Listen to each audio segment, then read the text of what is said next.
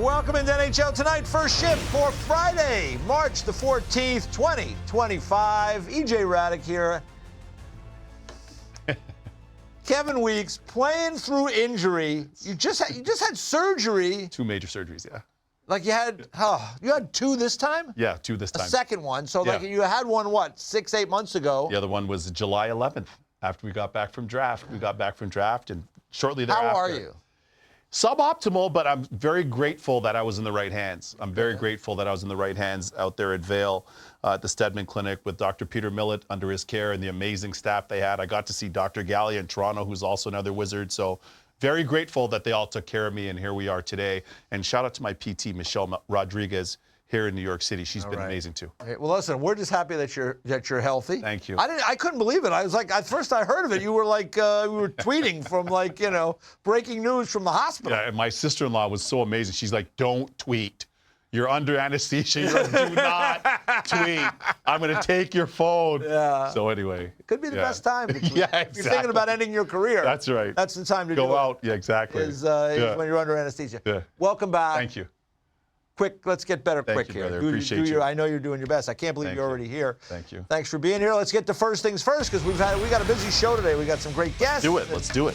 We got to talk about the big game last night, the Florida Panthers and the Toronto Maple Leafs, the battle for the top spot in the Atlantic Division, and power play was the difference in the game. The Panthers get 2 power play goals, both by Sam Bennett, and they come away with a 3-2 win over the Leafs and create a little more space at the top of the Atlantic Division, and 4-point gap right now. The Leafs do have a game in hand, so we'll see how that plays out. The Lightning moving up, the Senators moving up.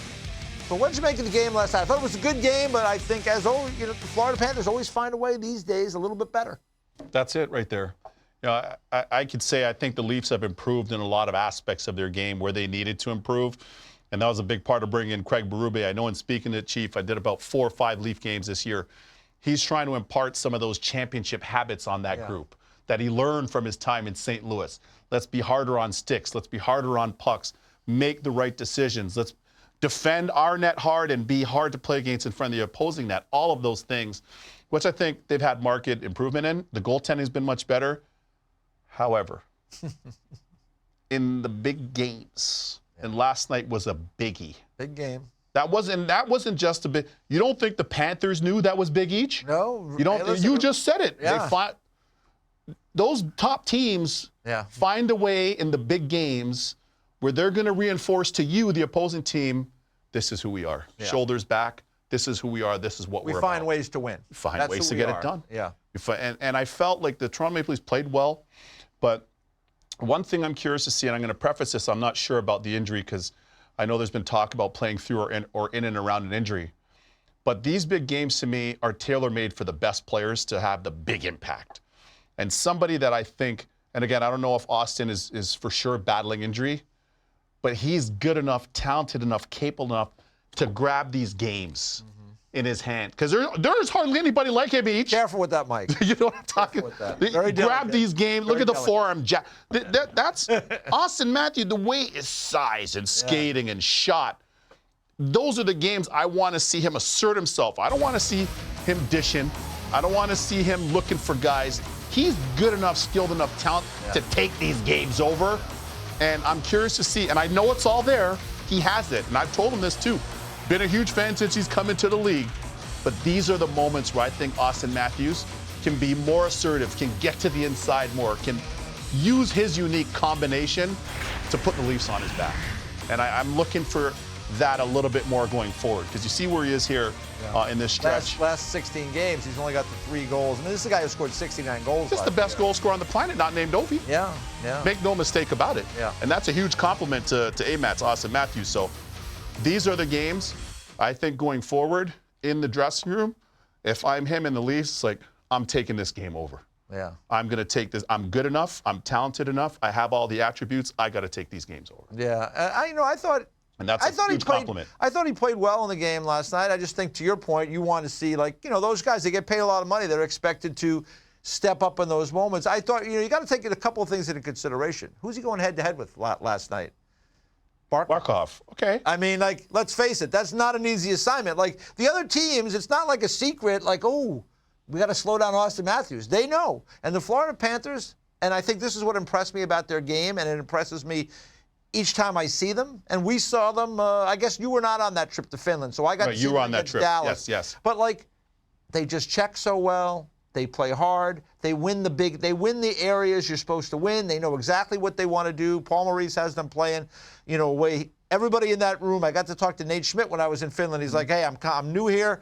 Paul just told me, this is the way we do it. You do it this way, you'll play. You don't do it this way, you won't play. It's pretty straightforward. Yeah. And that's got to be a good feeling for a player to understand exactly what the job is. And they do it, and you can see here, 8-2 in the last 10. Look at that goals against. They're giving up nothing. Amazing. Penalty killing is great.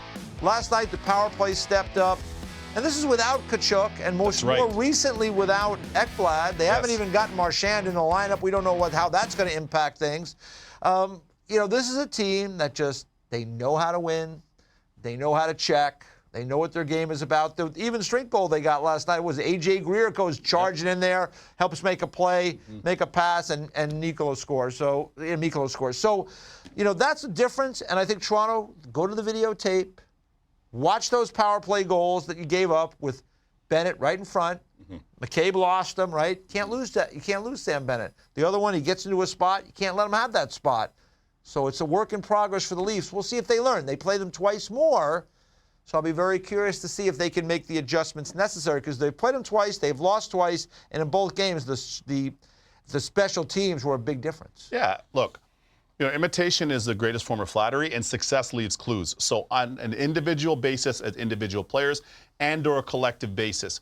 So I remember in my era in the league, when you first come in, you're playing the Rangers. What's Leach doing? What is Messier doing? What's Richter doing? What are these Adam Graves? What are these great players doing? What are the guys in Dallas that you work with? What are they doing? It's Ed Belfour, Modano, Yuri Lettinen. Everybody here in the Devils before I played for them, but playing against them, Scotty, Marty, or Ken Danica, Patty Elias, Scotty Niedermayer. Scotty Niedermayer.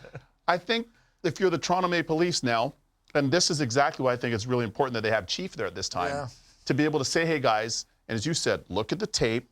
We're doing some really good things. We're doing more of those things, but we have room. There's room for growth. Like, you think you're doing great. That's right. But there's more. There's more. What's McKinnon doing? What is Cale Makar? You saw that shirt from Makar the other day? Yeah. That's all over X. But watch this, though. This is what. Look at Max Domi. 5'8" man, right at center ice. Your guy Schmidt gives him the business. Well, Schmidt's, he's doing his best. He's trying to stand up for Verhaeghe. For sure. Took the bump by. And, this is. Now watch him here. And he gets a nice goal on the move. Great shot. Making an impact. That's winning. That's winning hockey right there. And that's why they were willing to stick with Max Domi and have him on the team for these type of games. And in the playoffs, they're hoping he can maybe be their Sam Bennett, their version of that. That's right. So we'll see how it unfolds. Yes. But to your point, Nylander, Marner, Matthews. They're going to have to dig deeper too, because Florida, I think, just has a deeper roster, and they've won a Stanley Cup already. They understand it. Toronto Maple Leafs, there's more to offer. We'll see if they can figure it out. It's a learning process. The Florida Panthers had to learn it. They did. And they did. But you know where that changed?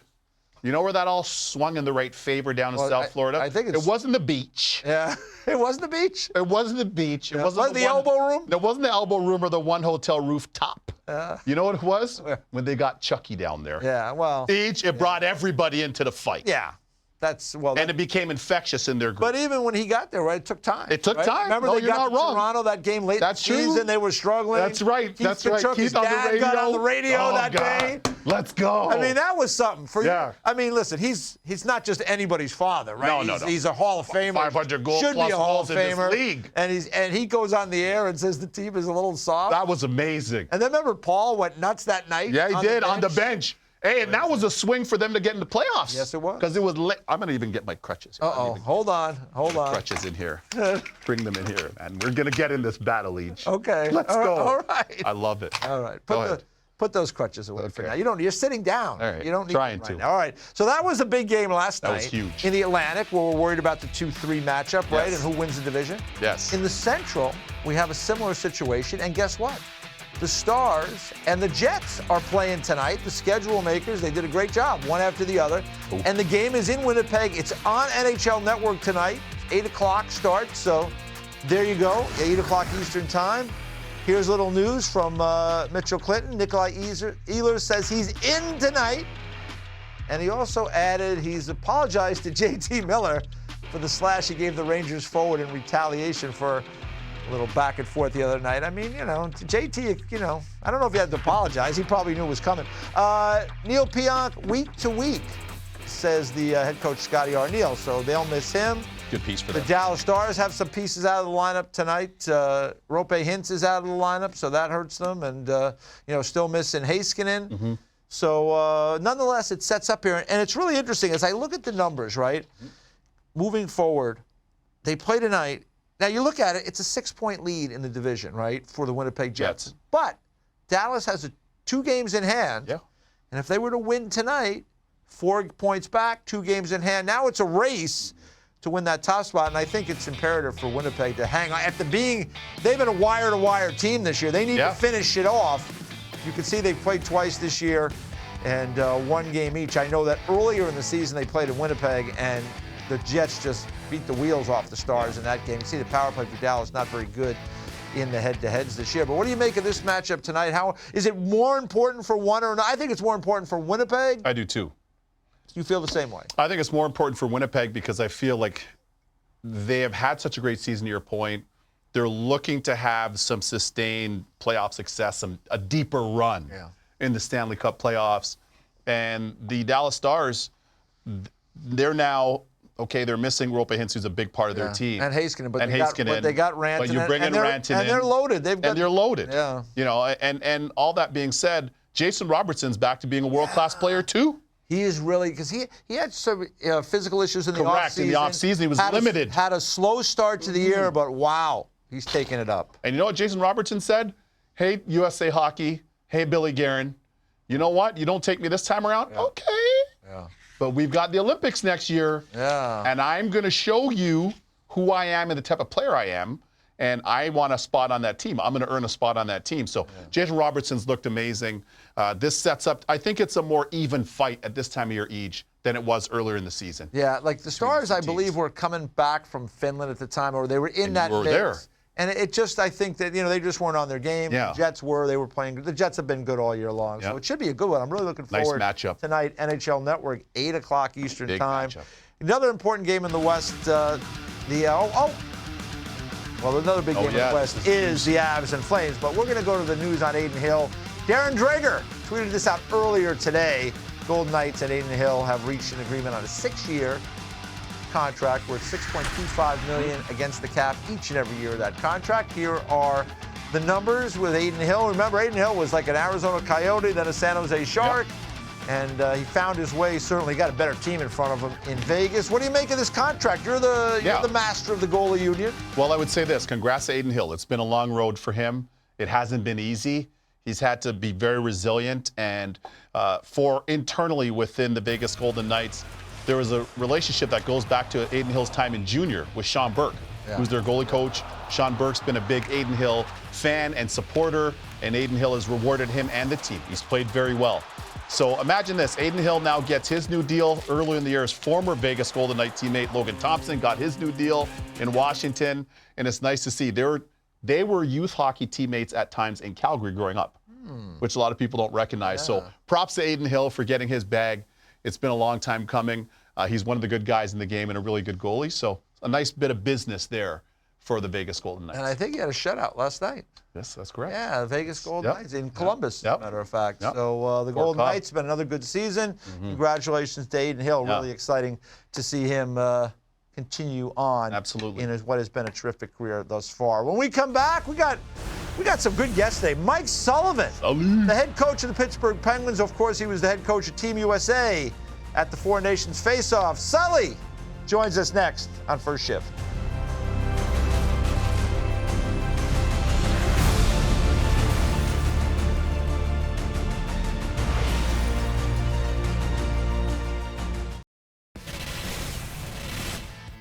see, the Pittsburgh Penguins have won 3 in a row. Had a nice win against the St. Louis Blues on Thursday night. Scoring goals, power play is good, save percentage is always important. It's much better. So that's the good news. And with that, we bring in their head coach, Mike Sullivan, who takes a few minutes to join us today. Thanks so much, Coach. It's really nice to see you. And always nice to be winning some games. It's been it's been a kind of crazy year for you personally because you're dealing with kind of I guess it would be a retooling situation there in Pittsburgh. And then you're also coaching Team USA at the Four Nations. I guess I'll just start with the Four Nations because that's all over and done with now. It seems like it was a great experience for everybody. Outside of winning the whole thing, you must have had a great time. I sure did. First of all, thank you guys for having me.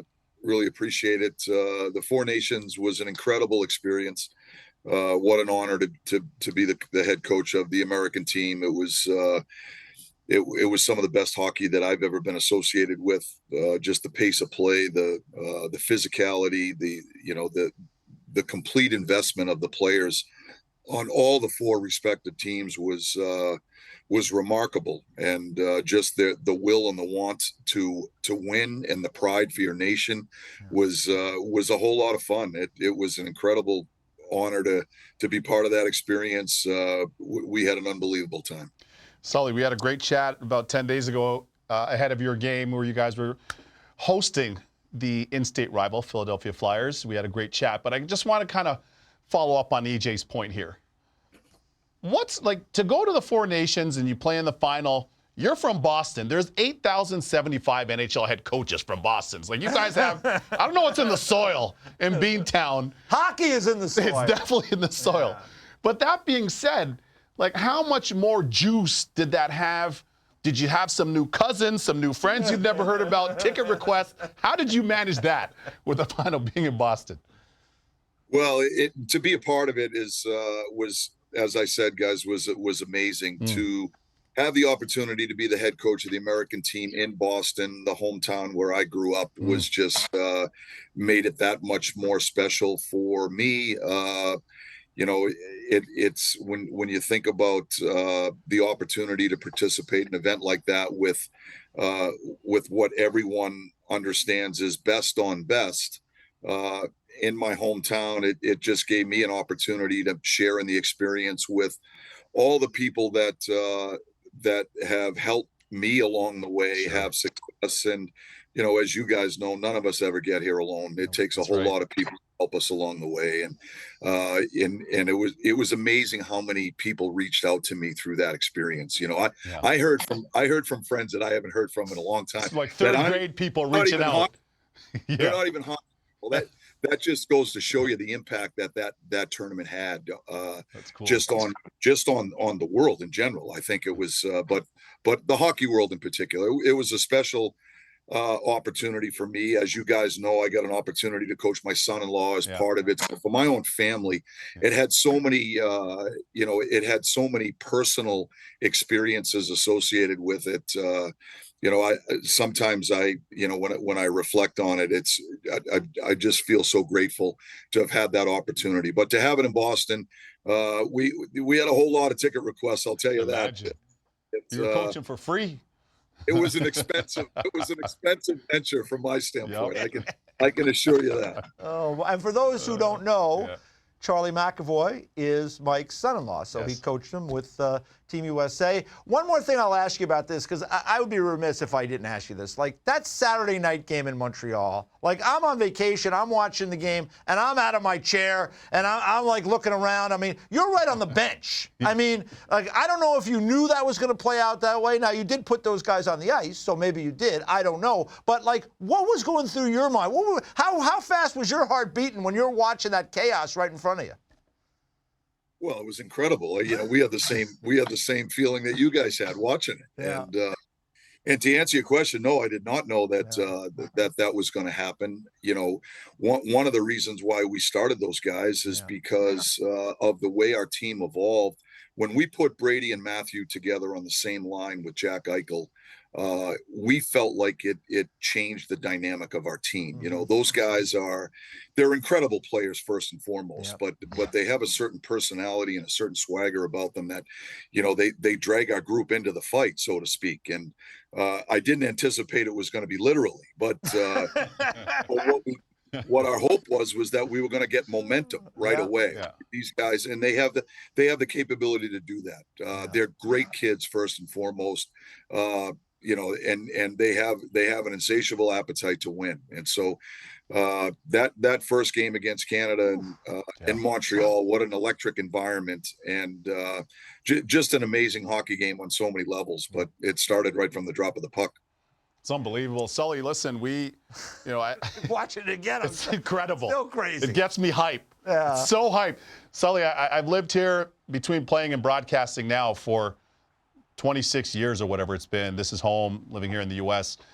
I just can't talk enough about how much the game's grown. Yeah. And in every region, I know you guys are special. We spoke to Brian Boyle about this yesterday. There's so many of you that have been involved at the youth hockey level, both with girls and boys. Of course, in a place like New England, for sure, and Michigan and other places. But we're seeing it in Florida, South Florida. We're seeing it in different parts of Florida. We're seeing it in Arizona. We've seen it in St. Louis. California. Cali. Everywhere. We're seeing it everywhere. We both played in this game. We both worked in the game a long time. Aegis worked in the game a long time. I'm just very impressed with how far the game has come in terms of the quality of players and staff for USA Hockey in this country. What are you seeing from that standpoint? Well, without a doubt, it's when I look at how the game has grown in the United States in my lifetime, it's incredible, and I think there's a lot of reasons for that, right? The first one would be the impact that the NHL has with some of the expansion teams and going into non-traditional markets. That has an impact on those respective communities.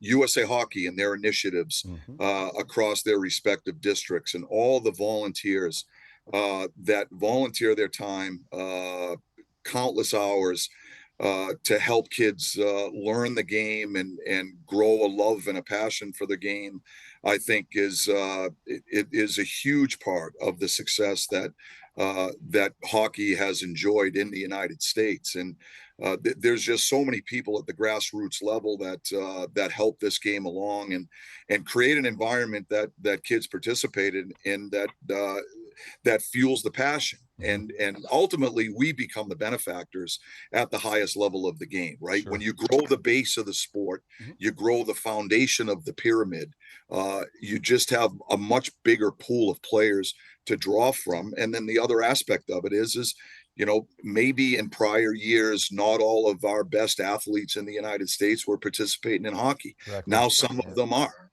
And so we're seeing elite players like Austin Matthews come out of a non-traditional market like Arizona. Seth Jones comes out of Texas. There's how many kids come out of California, and those are a lot of the reasons why I think the NHL has had something to do with that. I think USA Hockey and the initiatives that they've established across their respective districts, and all of the volunteers have such a huge impact on what we inevitably enjoy today. Hey, Mike, I want to talk about your Pittsburgh team, right? As I mentioned at the top, right? It's been an up and down year. The team is going through kind of changes there. I want to talk about the goaltending with Tristan Jarry, because it's been an interesting case. I mean, this is a guy in this league. He's had his ups, he's had his downs. He was in the All-Star game. He's been in the minors. It looked like really, he went down and he was really struggling. And now he's come back really through necessity, and the numbers have been great of late. The key for him will be to be consistent and to be able to do that over a long stretch of time, as it is for all players in the National Hockey League. But give me a little backstory on Tristan Jarry and how he's kind of fought back, because he's playing really well right now. He sure is. The last three starts that he's had for us, he's arguably been the difference in those games. As you guys know, there's a fine line between winning and losing in this sport, and Jars has been he's been a difference maker in the three games that he's had since he's played in since he's come back. At the end of the day, first and foremost, he's a great kid. He loves hockey. He wants to have success. He wants to help the team win. It's been a bit of a struggle for him, an up and down season for him this year. And that's unfortunate. Having said that, he's not the only player that's gone through something like this. And And what I will tell you is, from my standpoint, is I've always been a believer in Jars. I believe this guy is a legitimate NHL goaltender. You know, listen, you don't make the All-Star team twice. Yeah, exactly. And not have the tools and the attributes to be an effective player in this league. I don't care what position you play. You know, you don't catch lightning in a bottle twice. That's how I feel. I've always felt like this guy has all the attributes to be a legitimate number one NHL goalie in this league. And quite honestly, he's had a body of work here in Pittsburgh, a long body of work, certainly my whole tenure here, that suggests that he has. So we hit a bump in the road this year, and what I'm excited about is just, since he's been back, he has looked like himself. He's a confident guy. He's trusting his instincts. He's athletic in the net. He looks comfortable. He's got a calm demeanor about him. He's tracking the puck well. His handles in exchanges with our defensemen have been simple and efficient. And these are all the things that make him the goaltender that he is. So, you know, I've always been a believer in Jars. I think he's a legitimate NHL goaltender, and hope this is just the start of him recapturing his form. Sully, listen, we're gonna revisit this conversation, but we're gonna do something here for free. This is for free for a lot of the fans that are tuning in, young players, girls and boys, and a lot of the parents. We're gonna give them some free nuggets here that are invaluable. In your words, tell the folks a little bit about some of the attributes that you get to see and work with every day for the great 87 Sidney Crosby.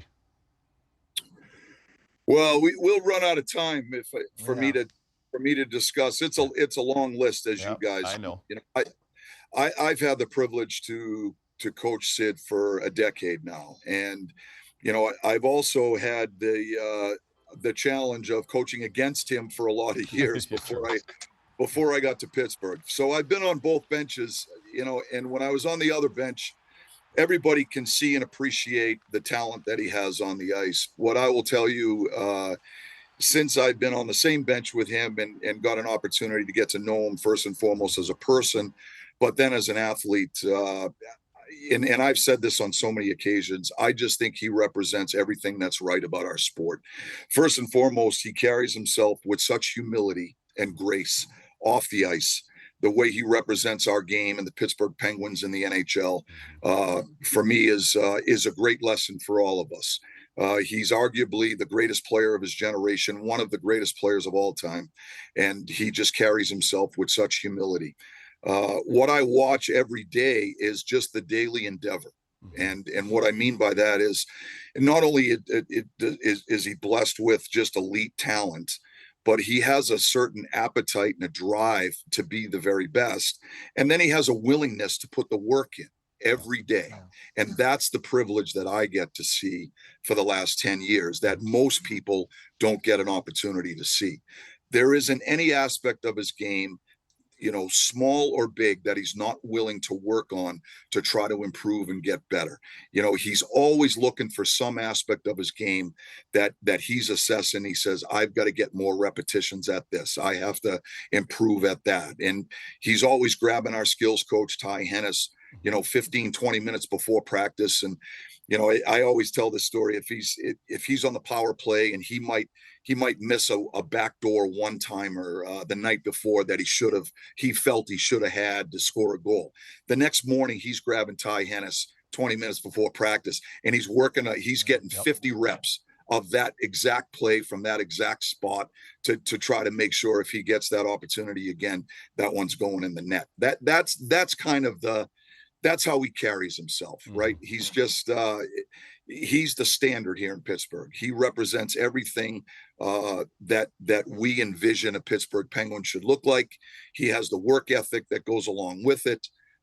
I'm lucky to be his head coach. He certainly makes my job a whole lot easier as far as holding everybody else accountable. And really, that's what he is for us. That's what he means to Pittsburgh. For those that don't have the privilege to see him every day, that's just a snapshot of what he's all about. You're welcome, NHL fans. There you go. You're welcome. There you go. Well, listen, Awesome. Mike, thanks so much for the time today. We know you're busy. Really appreciate it. 3-game winning streak. Keep it rolling, my friend. You never know. These things are strange, the way they work out. We never know. We're going to fight right to the end, guys. That's just how we're wired. So it's nice to put a string of few in a row here. I think our guys are excited, and we're going to keep battling here. All right. Mike Sullivan, the coach of the Sully. Pittsburgh Penguins, also the coach for Team USA at the Four Nations Tournament. When we come back, Drew Shore will join us. That's next.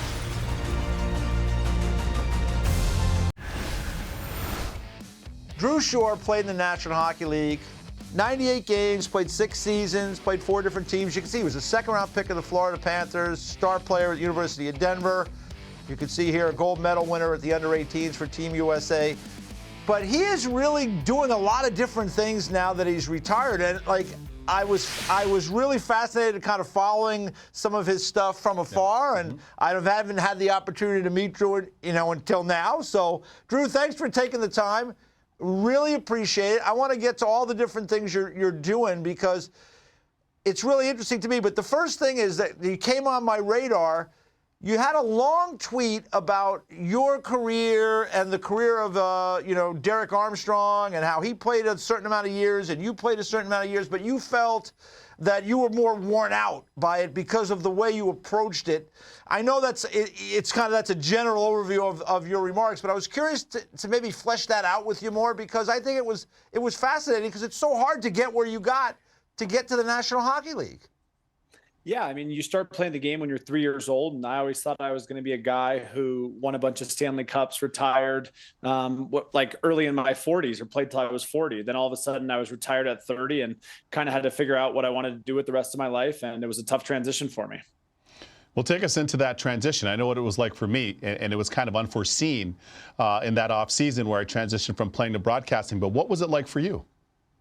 It was really tough. And a lot of the things I'm doing now kind of stemmed from what I learned about myself during that transition period, because I thought the transition was particularly tough for me because I didn't have the career I always thought I wanted to have. And then the more people I talk to, either on my podcast or just in life, like it doesn't matter now if you played for 20 years and made $200 million and won 4 Stanley Cups. Those guys really struggle with retirement just as much as the guy who played D3 hockey at Middlebury. Mm-hmm. It's interesting though, to go back to that comment you had that kind of intrigued me was you felt that you were like it was almost a business to you at a very young age, and I guess it has to. You have to take it so seriously. People do not make it to the National Hockey League by just playing occasionally. You have to grind it out. But it seemed like in your case, you seemed like it really. Maybe if you had a little different approach, might have helped you. Is that accurate in assessing kind of where you were thinking? Yeah, and I mean, I think you have to grind it out from a work ethic standpoint, but then how you go about that work ethic from your own mental capacity and that standpoint is something I wish I would have handled differently. And yeah, I just had a really hard time because I retired at 30, but I felt like I had played 25 years professional hockey. And I think that was just a lot of how I treated the game as a young kid. But was super kind of fortunate to have some success within the game and met some of my best friends and had some of my greatest experiences from the game. What would you think you would have done differently in terms of that? Because I just thought it was really fascinating the way you looked at it because, again, you were a second-round draft pick. You played at the program. You had a lot of things moving in the right direction. It's a hard league. It doesn't always work out for everybody. But what might have you done differently? I think I just wouldn't have put so much pressure on myself as a young kid. Mm-hmm. I mean, I was kind of like from the time I was 4 years old, I was so set on making the NHL that's how I was spending every waking second, kind of whether I was, and I mean, I would not score for 4 or 5 games as a 15, 16-year-old and think the world was ending. And I think I try and help guys that now you see guys who play a long time. A lot of those guys are a little bit more even keeled than I was. And I think I just burnt so much kind of wasted energy over the years, putting so much pressure on myself and feel very fortunate. I had 2 parents who were super athletic.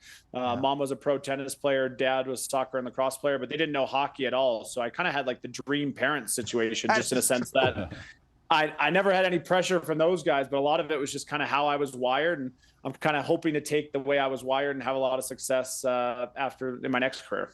Yeah, I can relate to that in a lot of ways myself, and having that kind of dream where my parents weren't involved in the game before. So that was very refreshing in a sense. But here's the thing.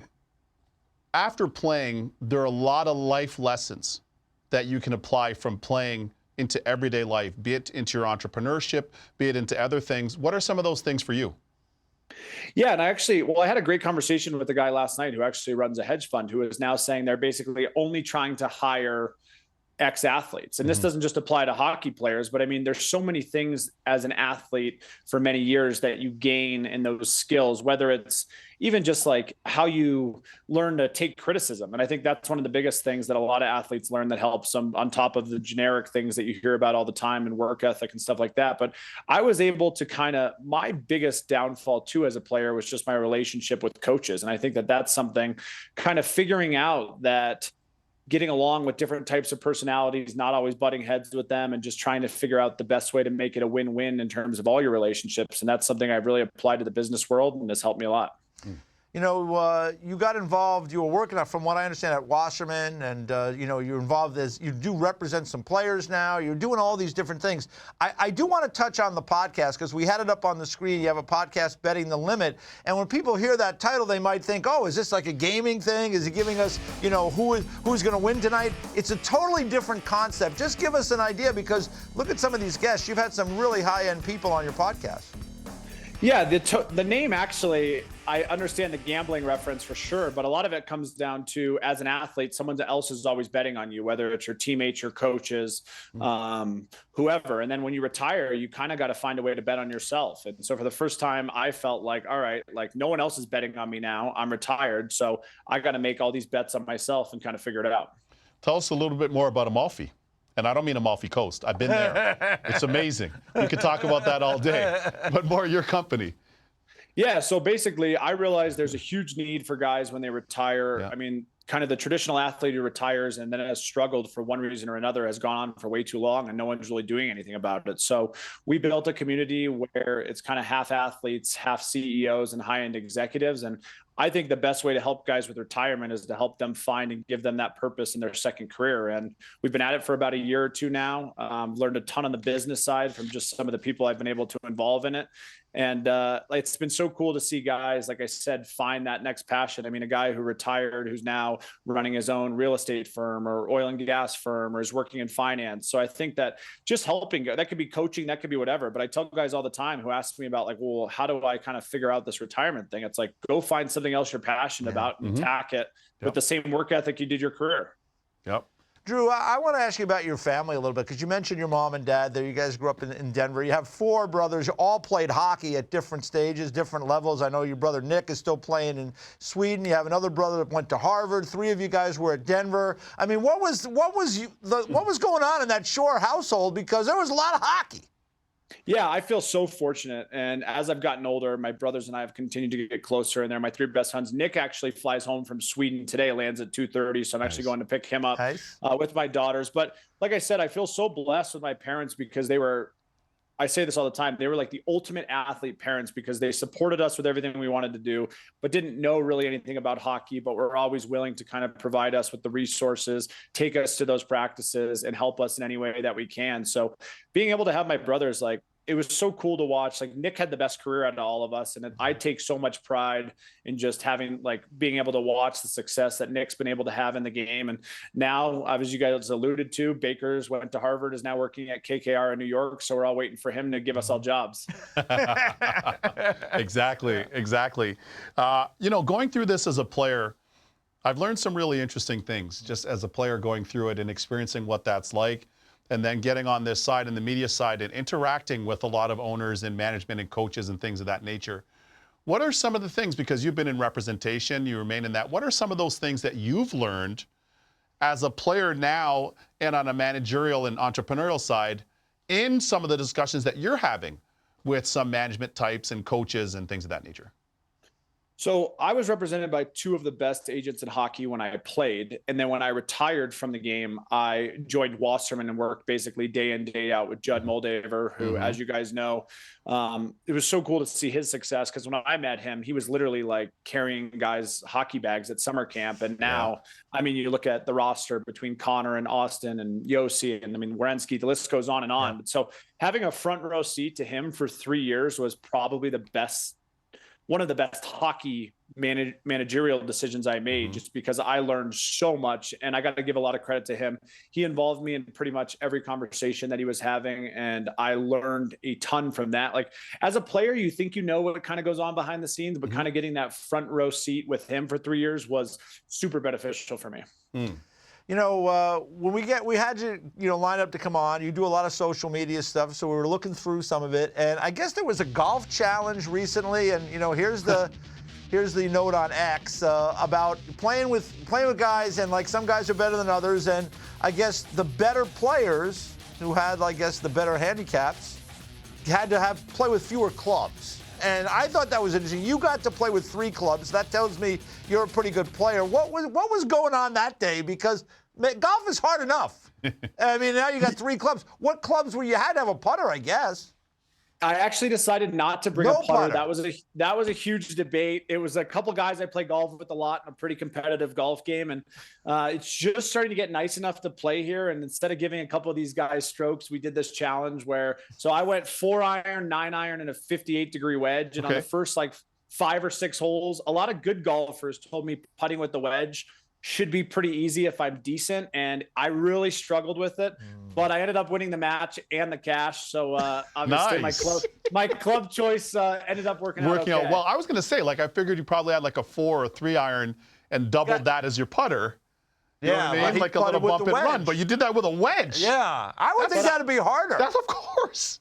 I was going deep in the phone book. I mean, I was texting anyone I knew from the professional golf world. I really wanted to win this bet. And let's just say my 2 buddies who both had their full bags, it was a rough day for them. Hey, listen, Eej is a big golf man right now. I'm not that good. I love to play. He just become a big golf man. I got the bug late in life. Yeah. He's got the bugs up. They want to take. I should just get rid of my putter because I don't know what to do with it. No, I don't recommend that. It's a little harder than these guys made it out to be. Yeah, that's impressive. Very good. Well, listen, Drew, thanks for the time today. You. I'd love to get you back on at some point just to hear more about, the things you're doing and also talk a little bit more about your career. We're just out of time, but I mean, you've played overseas, you played in Russia with the KHL. I really would love to talk about that. Hopefully we can arrange you to come back on at some point. And listen, you played at the University of Denver. You played 100 games in the National Hockey League. You played all over the world. You had a very good career, my friend. Very few people, very few players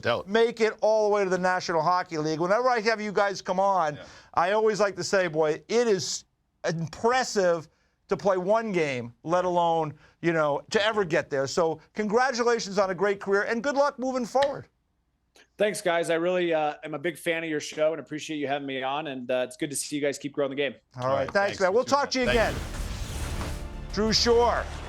Good guy. Yes. I like that. Very interesting guy. Absolutely. How about Omar last night? This was crazy, Weeksy. Unreal.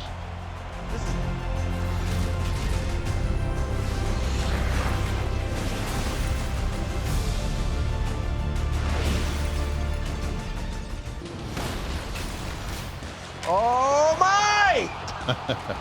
I can see this save over and over again. I mean, this is one of the best saves I've ever seen because he's diving and he catches it and holds on. Unreal flexibility. And that's a good shot by Lohrei. He got all of that. Look at that look. That look was amazing. That's so good. Well, we're in spring training now. Are we not? Can we run it one more time? Spring training in baseball now. I'd like to see it one more, because I just want to see where he couldn't get a gig. Let me tell you what. I'm just trying to watch where his head is there. Does he see it in? I mean, like, it looks that way. Oh, yeah. He tracks this entire thing. Watch it here. See there? Yeah. He's tracking the entire thing, man. Wow. That is absolutely amazing. What a stop. And I've said it. We've done a lot of the showcase games here the last few years. When he was playing in Boston, I told you his glove's like a vacuum cleaner. Yeah. When he's on his game, he's got the best glove in the league. Wow. Along with Shesterkin and a couple others. But what a feat of athleticism, flexibility. That's one of the best saves you'll ever see. Yeah, and mark that save, because if they make the playoffs, that's a statement save there. And they seem to be on their way right now. They won 5 in a row. You can see what it looks like. They had the first wild card spot. Yes. Let's look ahead to tomorrow night, because as we look at that, guess who's playing tomorrow night at Columbus? The Jackets and the Rangers. They're tied with 70 points. The Jackets have played 1 fewer game, so they have a game in hand. But what do you make of where we're going here, because the Jackets, it's been a rough little go. They had the Stadium Series, unbelievable, and since then, they've lost, I think it's 4 or 5. It hasn't been a good run. They need a win tomorrow night. Jackets need to dial it back in, because same thing at Stadium Series, being there, I'm like, oh my God, the Jackets look amazing. And seeing them in person, whoa, speed, forecheck, skill, Zach Werenski right up there for the Norris Trophy, everything. And coming out of that game, it seemed like it was a little bit of an emotional letdown for them, and they can ill afford that. They lost last night, of course, got shut out last night to Vegas. They lost to some good teams. They lost to Tampa, Florida, Vegas, New Jersey. And they beat the Rangers. And those are the exact teams we want to see how you play against. That's right. If you're aspiring to be a playoff team and that you're having a good year like the Jackets. So they need to step back on the gas. That is a huge matchup against the Rangers for both teams. Yep. Because the Rangers lost 4 now. Yeah, hey, listen, and the Rangers hadn't been playing that great, and yet here they are. Yeah. Right there. And the Rangers own all the tiebreakers, at least the big one. Yeah. And so whoever is going to, if that comes down to a tie, they're going to bet that they're going to get in. Yeah. So Columbus would do themselves a big favor by winning that game outright on Saturday night if they can. You saw some of the other teams in the mix there. We talked about Detroit a bunch. They're playing Carolina tonight. Tough spot. Looks like Mrazek goes for the Red Wings tonight. But, I mean, they've got a really hard schedule. They do, but again, seeing them at that Stadium Series game in Ohio, look, the Detroit Red Wings have been sniffing all around it for the last 2-3 years, and it's imperative for them to get into the playoffs this year. That amazing building, they're incredible fans. Hockey is everything in the state of Michigan, as you and I both know all too well. They can't afford to miss. Patrick Kane coming off a 5-point performance too. He's buzzing. And Dylan Larkin. When I spoke to Sully 10 days ago, I said, Sully, who impressed you most on Team USA? You know what he told me? Dylan Larkin. Dylan Larkin. Yeah. Dylan Larkin. Yeah. No question about it. Yeah, Patrick Kane, that game against Ottawa where they lost, they had almost 50 shots. Yes. He was brilliant in that game. And then the next game, he just built on it, had the 5-point game against the Sabres. So we'll see what he does tonight against Carolina. 8 o'clock right here on the NHL Network. You got the Winnipeg Jets and the Dallas Stars. Stay tuned for that. NHL Now is coming up next. For Kevin Weeks, for J.D. Lindbergh, for our entire staff. Thank you so much for watching today. Stay tuned for NHL Now. That is next.